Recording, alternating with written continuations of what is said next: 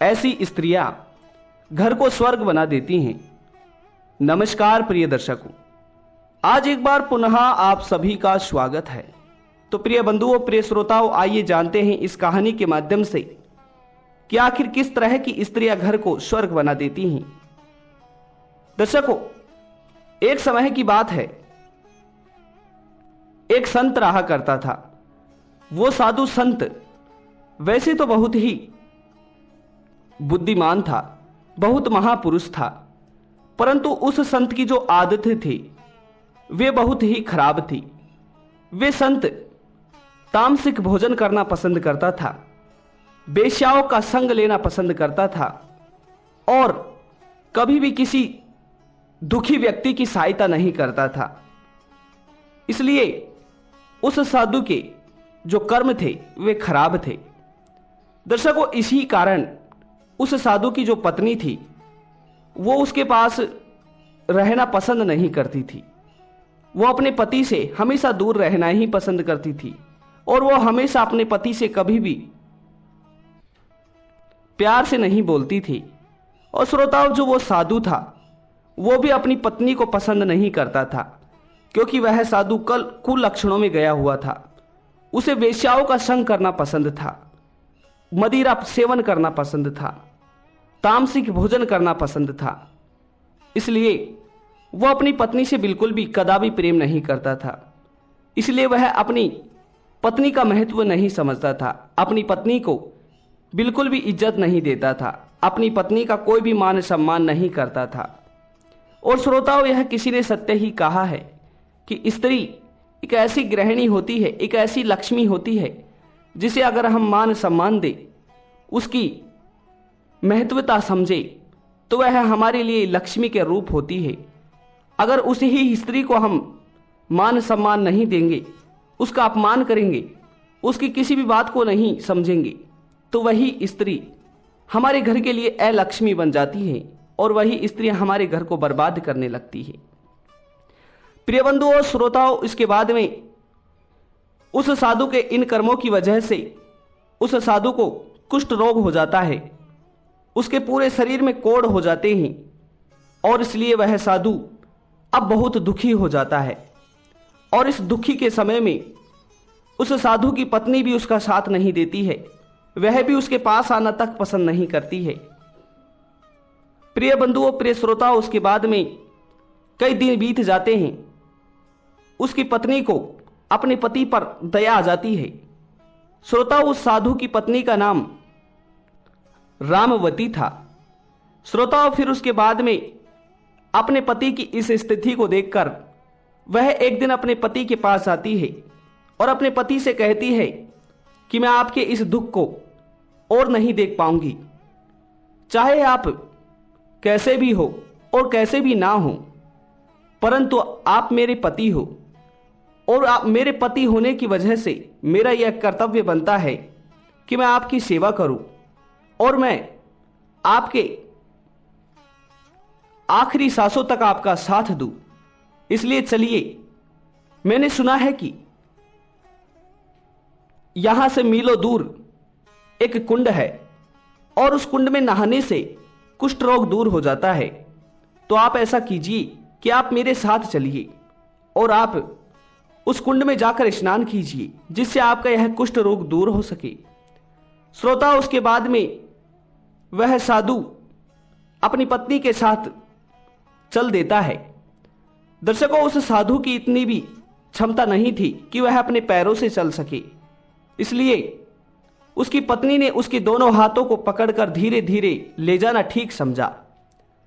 दर्शकों, काफी दूर जाने के बाद रास्ते में एक जंगल पड़ता था। जैसे ही वे दोनों जंगल में पहुंचते हैं तो उस जंगल में एक ऋषि महात्मा थे, वे भी तपस्या कर रहे थे। दर्शकों, वह ऋषि महात्मा बहुत ही क्रोधित स्वभाव के थे। उन्हें छोटी छोटी बातों पर क्रोध आ जाया करता था। और फिर जैसे ही वो महात्मा तपस्या कर रहे थे तो उनका कमंडल उनके सामने ही रखा हुआ था। दर्शकों, जब वह रामवती अपने पति को उस संत को लेकर जा रही थी तो वो उस तपस्या करते हुए संत के पास होकर गुजर रही थी। उसी समय वो संत भी उन्हें नहीं दिखे और उनका जो कमंडल रखा हुआ था वो भी उन्हें नहीं दिखा, और गलती पूर्वक रामवती के पैर से उस संत का कमंडल गिर गया। दर्शकों, जैसे ही कमंडल गिरा तो उस संत की आंखें खुल गई, और आंखें खुलते ही वो संत उससे बहुत क्रोधित हो गया, और उस संत ने बिना कुछ सोचे समझे रामवती से कहा कि हे दुष्ट स्त्री, तुमने अपने पति के ख्याल करते हुए तुमने ये तक नहीं सोचा कि तुमने एक ऋषि का अपमान किया है, उसके कमंडल को लात मारी है। तो हे दुष्ट स्त्री, जाओ, मैं तुम्हें श्राप देता हूं कि कल का सुबह होने तक, कल का सूर्य उगने तक, सूर्य की आंखें खुलने से पहले तुम्हारे पति की मृत्यु हो जाएगी। दर्शकों, यह श्राप सुनते ही रामवती द्रुप जाती है, वो चिंतित में पड़ जाती है। श्रोता, उसके बाद में वह उस संत से कहती है कि हे भगवान, हे महाराज, हे महात्मा, मैं एक पतिव्रता स्त्री हूं और मेरे पति के कुष्ठ रोग होने की वजह से मैं इनका कुष्ठ रोग दूर करवाने के लिए एक कुंड में स्नान करवाने के लिए जा रही हूं। मेरे पति की बिल्कुल भी चलने की क्षमता नहीं है, इसलिए मैं अपनी आंखों से इन्हें राह दिखाकर चल रही हूं, और मुझसे गलतीवश आपका कमंडल गिर गया है, और इसके लिए मैं क्षमा भी आपसे मांगती हूं। परंतु हे महान पुरुष, हे विद्वान संत, आपने एक बार भी नहीं सोचा कि श्राप देने से पहले इनकी गलती के बारे में पूछा जाए। और महापुरुष, हे संत, अगर आपने मुझे श्राप दे दिया है, और कहते हैं कि एक संत का श्राप अवश्य लगता है, परंतु दर्शकों, उसके बाद में रामवती ने उस ही साधु का कमंडल उठाया, उसमें से थोड़ा सा जल बाहर निकाला और उस कमंडल को अपने हाथ में लिया, और फिर आकाश की ओर देखकर कहने लगी कि हे आकाश, हे अग्नि, हे दसों दिशाओं, अगर मैं एक पतिव्रता स्त्री हूं और मैं अपने पति से प्रेम करती हूं, तो जब तक मैं इस कमंडल को नीचे नहीं रखूं तब तक दूसरे दिन का सूर्य नहीं उगना चाहिए। दर्शकों, उसके बाद में रामवती अपने पति के प्रेम के लिए अपने पति की जीवन के लिए इस बात का प्रण ले लेती है, सौगंध खा लेती है। और दर्शकों, फिर जैसे ही दूसरा दिन हुआ तो दूसरे दिन का सुबह नहीं हुआ, दूसरे दिन सूर्य उदय नहीं हुआ, दूसरे दिन सूर्य ने अपनी आंखों को नहीं खोली, क्योंकि रामवती ने इस बात का प्रण ले रखा था कि जब तक मैं इस कमंडल को धरती पर नहीं रखूं तब तक सूर्य भी नहीं उगना चाहिए। और दर्शकों, इसी तरह चलते चलते 1 महीना बीत गया, सूर्य ही नहीं उगा, दिन नहीं हुआ, केवल रात ही रही। और दर्शकों, उसके बाद में इस बात को सोच सोच कर देवता भी हैरान रह गए कि आखिर अब होगा तो क्या होगा।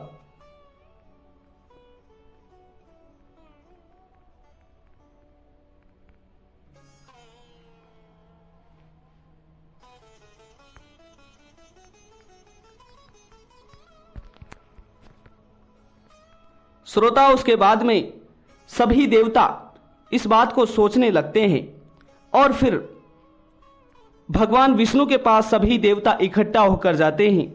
फिर भगवान विष्णु स्वयं ही रामवती और उस क्रोधित वाले संत के पास आते हैं।